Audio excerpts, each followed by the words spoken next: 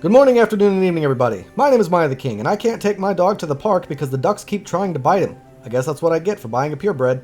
Now then, today we're taking a look at a game called Sengoku Dynasty. Hope I'm saying that right. It released earlier today on Steam in early access and selling for $30 American. Developed by Super Kami and published by Toplitz Productions. Now, if they sound familiar, or if this game sounds familiar, then, well, they should. Because they also made the highly popular game called Medieval Dynasty, which I also did a video on my channel when it first released. So I've been super excited about this game, and I've waited very patiently for a very long time to play it, and now that it's here, I'm ready and willing. Oh, and here's a fun little extra. It's co-op, so my wife and I will be playing it together. Woo! It's like they listened to my last suggestion from my last review. Anyway, let's take a look at the good and the bad, followed by my final thoughts, shall we? So basically in this game, you're a runaway peasant due to some feudal lord's ire. You and a bunch of other peasants attempt to flee on a ship, but it crashes, and now you find yourself stuck on some random place and ultimately in the kingdom of peasants. Pretty lucky, right? Now it's your goal to build village after village and help all the people out there who've also been displaced. And that's pretty much the story. The game really just jumps right into it. Alright, so that's what I'm going to do. On to the positives. The first positive I have is the look of the game. I mean, no matter how you look at it, when you think about how much this game offers in terms of gameplay, innovation, content, size, I mean, it looks great. What you're seeing now is the game on just medium graphical settings. Imagine what it would look like on Ultra. It's pretty intense. Why do I have it on medium? Because OBS sucks, and if I had it on higher, OBS would not be able to take it. Hell, this video itself might look a little choppy, and that's because of OBS, not because of my computer. Anyway, don't get me wrong, it does have some things that don't look that great, like the hair, but otherwise, it's got great attention to detail, great shadows and contrast, and amazing lighting. The next positive I have here is the overall attention to detail, authenticity, and immersion of this game.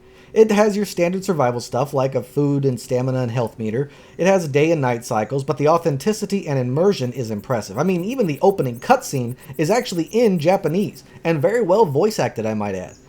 大名の一存は国を火の海へと変えた。それから故郷の村を離れ、一月。道なき道を歩き続けた。時には盗賊に出くわし。Plus the different kinds of trees, items, animals, they're all seemingly authentic and very well designed. I absolutely love the idea of a Japanese setting for this game. It's very original and unique and just charming. Up next is the sound and musical effects. The game only has voice acting in that opening cutscene, which to me is fine. It's, music is perfectly Japanese and I love listening to it. It always fits the mood, sounds good, and blends well into the background. The sound effects, when they are actually present, sound pretty good, but they are missing in some areas. Chopping a tree and forming it into plants for firewood sounds good, but the tree falling after it's been chopped is just missing. And some other sound effects are just missing as well. But for what's there, it actually sounds pretty good. It's, just missing in some areas. The gameplay is what I want to talk about next. It's really awesome. I mean, it's intuitive, it's in-depth, but still not overly complicated. Even the managing of your villagers, which is the most complicated thing here, isn't that bad. If you played Medieval Dynasty, then you've got a general idea of what to expect here, and it's pretty much the same. You build a village, house by house, brick by brick, literally, fill it with furniture, build job-type buildings like a woodcutter or a hunter or whatever, and then you assign a villager to that building and let them gather resources for you. As you progress in Dynasty level, you'll have the ability to create multiple villages and assign people there too. I really like this idea because you and up to 4 buddies can play this game together. And after the tutorial, you can all go your separate ways, eventually, as you leveled up, and then build villages and compare and compete against each other. Or at least I hope you can, because that would be really cool. Or each time you make a village, make a new village, you would have unlocked newer and bigger buildings, so that each village can become bigger and better than the last, and you can kind of refine your village crafting abilities and just make a really badass village. I'd also like to mention that there are skill trees here for you to learn, although they're kind of bare bones and basic at the moment, but it allows you to learn newer things or to get better at certain things, and also, yeah, it's pretty legit. I mean, you have to cut down trees into logs, which are a building resource, then you can turn the logs into firewood or planks, which is another type of building resource. Each has different functions, and that's just with the trees. I'm not even talking about the rest of the resources here. Plus, there are most likely dangerous animals out there that you'll need to be aware of, as well as bandits. Eventually, you can have farms, hunt animals for their skins, go fishing, and I'm sure there's so much more that I was unable to get to in my limited amount of playtime. And the length of time of this game is definitely going to go into the double digits of hours. I mean, I'm thinking more than 40 hours of playtime once this game is completed, and that's freaking impressive. Next up is the price and the length. Now, for this game, it's $30, right? And when you consider the potential here, for both the main game and the co-op and everything else included, that $30 price tag is incredibly appropriate, even for an early access game. Even though it's not perfect and it's early access, with everything that's here currently and for what's to come from developers who've already successfully done this once before, it's a pretty safe bet and a pretty legit price. Alright, so that's all I got for the good. Now, before we go into the bad, can you please help my channel? How, you ask? That's easy. The more views my videos get, the more public my channel becomes. So if you could share my video, subscribe, and just overall spread the word of my channel on your social media platform, it really helps me get more views, which is going to help my channel grow. That's all there is to it, and it would seriously help me out. Small channels are at a giant disadvantage on YouTube, and without your help, I just can't grow fast enough. So please consider helping out a small YouTuber, that's me, today. Thank you. Now then, on to the bad. The first I have is the stability. So, the stability is a bit questionable. The game freezes, its load time is ridiculously long. I mean, we probably spent more time going through loading screens than actually playing the game. It has clipping issues and frame rate drops, and that's not even getting into its online lag and disconnection issues. Luckily, it hasn't crashed on me, yet, but still, the game is like slogging through mud to get to the green grass on the other side. When you get there, it's nice, but until then, it's a chore. Some UI elements are awkward and unfortunately designed for my next negative. For instance, the game has no hotbar on your screen. You have to go into your inventory to see your hotbar.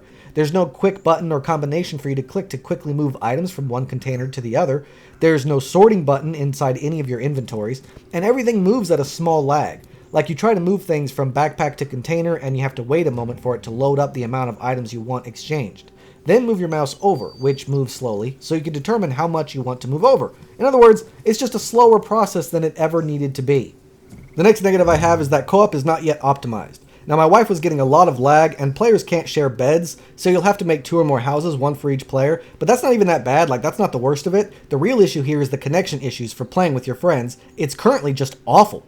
But I hope it's just me running into these massive errors and not everybody else, because that would be the worst. Basically, when you're in a server, there's literally no way to invite your friends to join your game, even using Steam's overlay.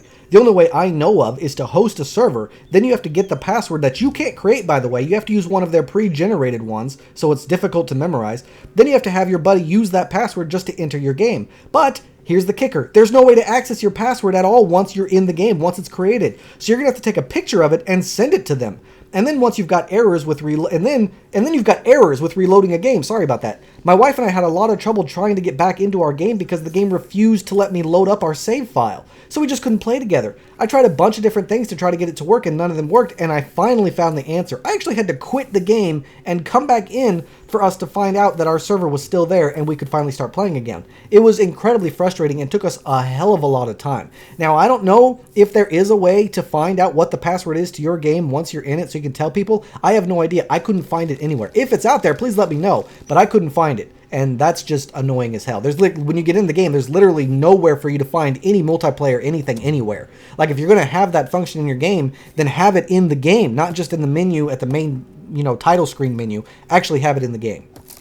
And the last, but not the least negative I have here is the tutorial. Now, don't get me wrong, it's not bad. In terms of quality, it's well written for the most part. The problem is that it's just way too much. With so much text to read and with very little visuals or examples, it's kind of hard to figure out what exactly the game wants you to do or how to do it. My wife was getting very confused after reading each tutorial, and I had to explain it to her each time, and even then, I only kinda knew what I was talking about. We don't need 3 paragraphs to tell us to build a village. Just a sentence. Build a village. Got it.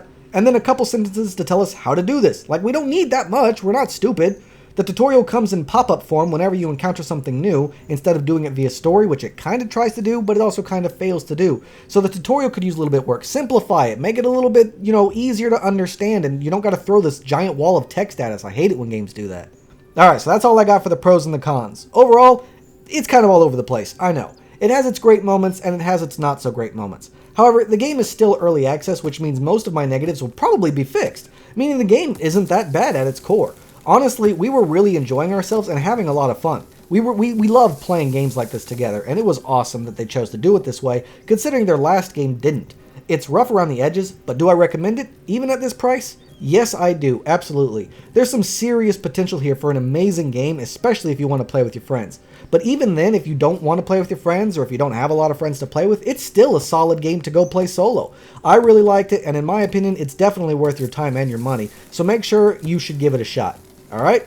Alright, so that's all the time I got for this video, everybody. Thanks so much for watching. If you have any questions or concerns, please let me know in the comments down below. Don't forget to like and subscribe, and I can't wait to see you all again on my next adventure. So until then, I bid you all farewell.